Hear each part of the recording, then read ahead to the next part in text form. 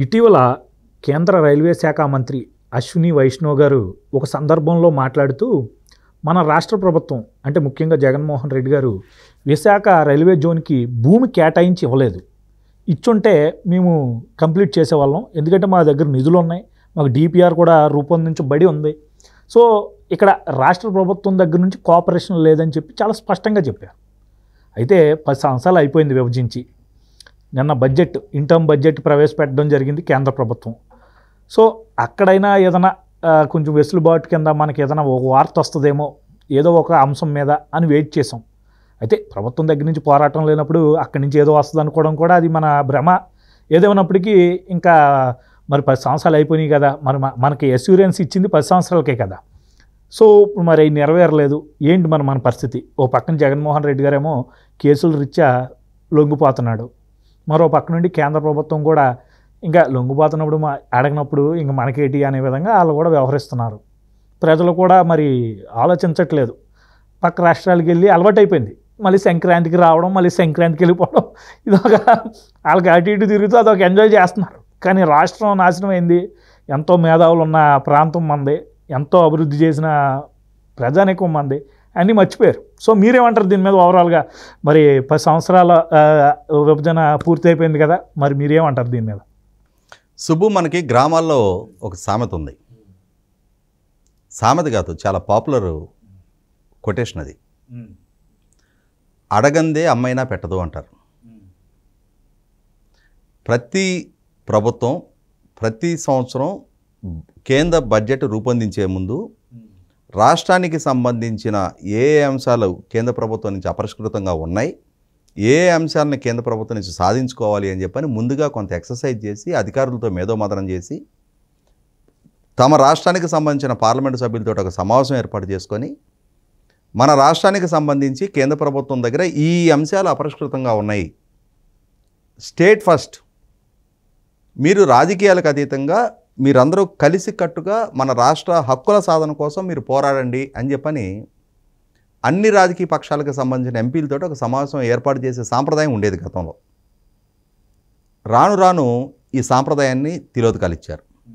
తెలుగుదేశం ప్రభుత్వ హయాంలో కూడా ప్రతి పార్లమెంటు సమావేశానికి ముందు చంద్రబాబు నాయుడు గారు పార్లమెంటరీ పార్టీ సమావేశం ఏర్పాటు చేస్తారు. ఈవెందో ప్రతిపక్షంలో ఉన్నప్పుడు కూడా పార్లమెంటరీ పార్టీ సమావేశం ఏర్పాటు చేస్తారు. ఆయన సమావేశం ఏర్పాటు చేసి ఈ అంశాలు ప్రయారిటీగా మనం పార్లమెంట్లో మాట్లాడాల్సి ఉంది, మీరు ఈ అంశాలు లేవనెత్తండి, వీటికి సమాధానాలు రాబట్టండి అని చెప్పని తమ పార్టీ ఎంపీలకి దిశానిర్దేశం చేస్తారు. ప్రతిపక్ష నాయకుడే ఈ ఎక్సర్సైజ్ చేస్తున్నప్పుడు రాష్ట్ర ముఖ్యమంత్రి ఇంకెంత ఎక్సర్సైజ్ చేయాలి? మీరు గమనించుకుంటే చాలా సందర్భాల్లో మీరు కూడా మీ నోటీసులో కూడా ఉండే ఉంటుంది. కేంద్ర రైల్వే బడ్జెట్ ప్రవేశపెట్టబోయే ముందు మన ఇప్పుడు విశాఖపట్నం కొత్త రైల్వే జోన్ ప్రతిపాదన వచ్చింది. అంతకుముందు సికింద్రాబాద్లో ఉన్న సౌత్ సెంట్రల్ రైల్వే, ఈ రైల్వేకి సంబంధించి డీజీఎంఓ జిఎంఓ ఎవరో ఉంటారు, ఆ మొత్తానికి ఒక అధికారి, ఆయన సమక్షంలో ఉమ్మడి రాష్ట్రంలో కూడా పార్లమెంటు సభ్యులందరితో ఒక సమావేశం ఏర్పాటు చేసేవాళ్ళు.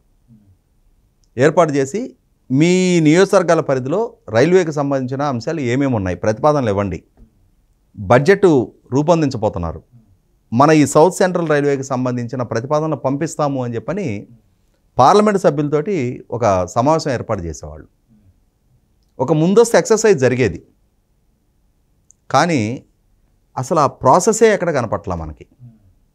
పార్లమెంటు సభ్యులు నిమిత్తమాతులుగా మారిపోయారు. వాళ్ళు ఏదైనా చొరవ చూపించి కేంద్ర ప్రభుత్వం దగ్గరికి వెళ్ళి మా నియోజకవర్గాలకు సంబంధించిన ఈ అంశాలు అపరిష్కృతంగా ఉన్నాయి, మీరు పరిష్కారం చేయండి అని చెప్పని వాళ్ళు డైరెక్ట్గా ఇంటరాక్ట్ అయ్యే ప్రయత్నం చేసినా కూడా మా ఆదేశాలు లేకుండా, మా కన్సెంట్ లేకుండా మీరు ఎట్లా వెళ్ళి మాట్లాడతారు అని చెప్పని పాలకుడుగా పార్టీ నాయకుడిగా ఉన్న జగన్మోహన్ రెడ్డి గారు వాళ్ళని పార్టీ నుంచి ఎడం చేసే ప్రయత్నం చేస్తున్నారు. అటువంటి చొరవ చూపించిన పార్లమెంటు సభ్యుల్ని స్వతంత్రించి నిర్ణయాలు తీసుకోవడానికి వీల్లేదు. సరే, వాళ్ళు స్వతంత్రించి నిర్ణయాలు తీసుకోరు, మీరెందుకు చొరవ చూపట్లా? మీరు ఎన్నికలకు ముందు, ఆ రోజులు 2019 ఎన్నికలకు ముందు ప్రజలకు చెప్పిన వాగ్దానం ఏంటి? మెజార్టీ ఎంపీ స్థానాలు ఇవ్వండి, కేంద్ర ప్రభుత్వం మెడలు వంచి హక్కును సాధిస్తానని కదా. మీరు కోరిన మెజార్టీ ఎంపీ స్థానాలు ఇచ్చారు. అవుట్ ఆఫ్ 25 మీకు 22 స్థానాలు కట్టబెట్టారు. ఇంకంతకన్నా మెజార్టీ ఎంపీ స్థానాలు ఏముంటుంది? ప్రతిపక్షానికి 3 స్థానాలు దక్కినాయి. ఒకవేళ ఈయన ఏమైనా చేస్తానన్నా మిగిలిన ముగ్గురు కూడా సపోర్ట్ చేస్తారు. ఆ 3 స్థానాలతోటే వాళ్ళు చాలా సందర్భాల్లో రాష్ట్రానికి సంబంధించి చాలా కీలకమైన అంశాలని పార్లమెంట్లో ప్రస్తావించారు. కానీ మీ 22 మందిలో రఘురామకృష్ణరాజు గారు ముందుగానే విభేదించారు మీతో. మిగిలిన 21 మంది పార్లమెంటు సభ్యుల్లో సమిష్టిగా ఆ బలాన్ని వాడుకొని రాష్ట్ర ప్రయోజనాల కోసం మీరు పోరాడింది ఏముంది? మీరు సభను ఎప్పుడైనా ఒక 5 నిమిషాలైనా స్తంభింపజేసే ప్రయత్నం చేశారా? సభలో గట్టిగా మా రాష్ట్రానికి సంబంధించిన ఈ అంశాలను ఎందుకు అపరిష్కృతంగా ఉంచారు, ఎందుకు రిజాల్వ్ చేయరు, మాకు ఈ పెండింగ్ అంశాలను ఎప్పటిలోగా రిజాల్వ్ చేస్తారు అని చెప్పని కేంద్ర ప్రభుత్వాన్ని నిలదీశారా?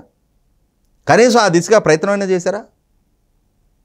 మీరు ముఖ్యమంత్రి హోదాలో ఎన్నికల ముందు బేకర ప్రకటన చేసి ప్రచారం చేసుకొని మీకు ఒక పోరాట ఎదురుగా ఎలివేషన్ ఇచ్చుకొని యువత మనసు చూరగొని ఓట్లు దండుకొని అధికారంలోకి వచ్చి ఇవాళ ఆ యువత ఆశల మీద నీళ్లు జల్లుతా మేమే అనుకుంటా మీరు ఇచ్చిన ప్రెస్ మీట్ ఏంటి? 2019లో మీరు ముఖ్యమంత్రిగా పదవి బాధ్యతలు చేపట్టిన వెంటనే వాళ్ళకి 250 స్థానాలు వస్తాయి అనుకున్నాము అంటే మీరు సబ్జెక్టు కండిషన్ వాళ్ళు మా సంఖ్యాబలం మీద ఆధారపడితే మేము వాళ్ళ దగ్గర ఈ విభజన చట్ట హామీలు సాధిస్తామని చెప్పారా?